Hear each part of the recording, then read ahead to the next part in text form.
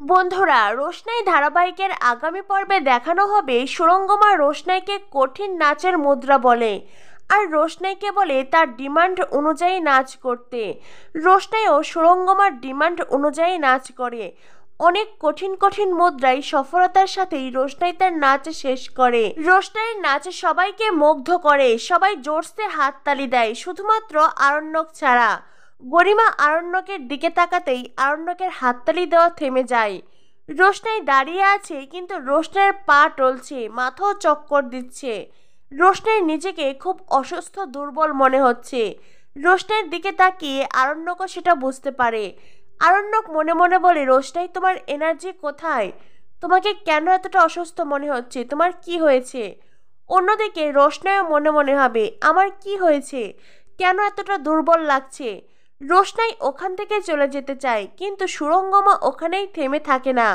সুরঙ্গমা রোশনাইকে আবারও পিছন থেকে ডাকে।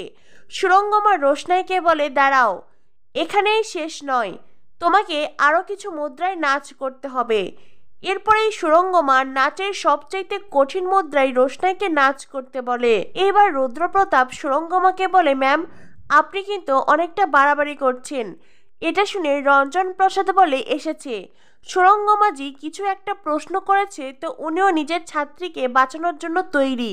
আরে রুদ্রপ্রতাপ, এইবার এই তামাশা বন্ধ করো।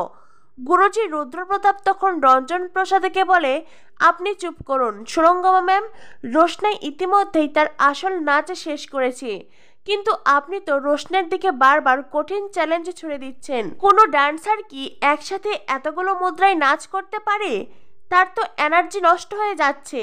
সুরঙ্গমা তখন রোশনাইকে বলে, রোশনাই, আমি তোমাকে যেই মুদ্রায় নাচ করতে বলেছি, তুমি কি সেটাই নাচ করতে পারবে? রোশনাই তখন মাথা নাড়িয়ে হুঁ বলে। আর এরপরে রুদ্রপ্রতাপের আর কিছুই বলার থাকে না। রোশনাই আবারও সুরঙ্গমার কথা অনুযায়ী নাচ শুরু করে। রোশনাইয়ের নাচ দেখে সুরঙ্গমার রঞ্জন প্রসাদের মুখ বন্ধ হয়ে যায়।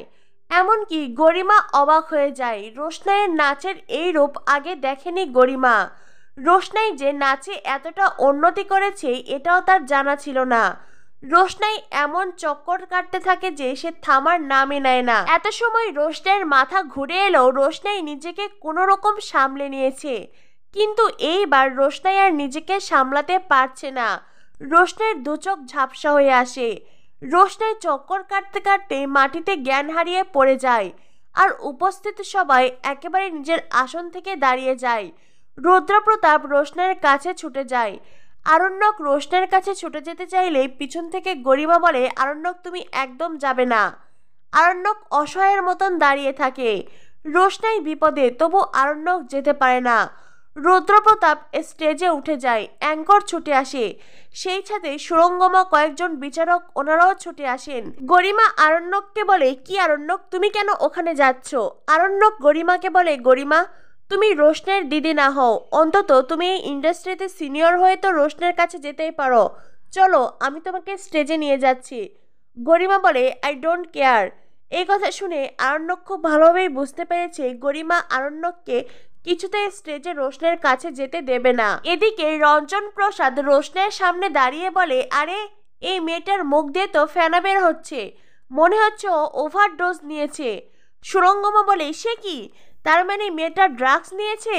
তাই তো নাচার সময় এতবার চক্কর কাটছিল। প্রথমে তো খুব এনার্জি দেখাচ্ছিল, আর তারপরেই ওর এই অবস্থা হলো।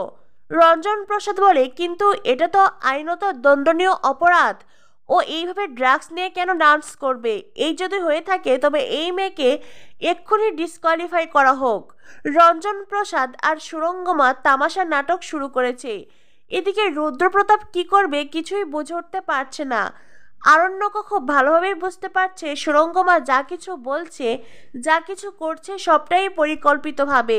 রুদ্রপ্রতাপ বলে, প্লিজ আপনারা চুপ করুন, আমি নিজে দেখেছি রোশনাই স্টেজে ওঠার আগেই রোশনাইয়ের মাথাটা চক্কর দিয়ে এসেছিল, তবু রোশনাই এতগুলো নাচ এত ভালোভাবে শেষ করেছে।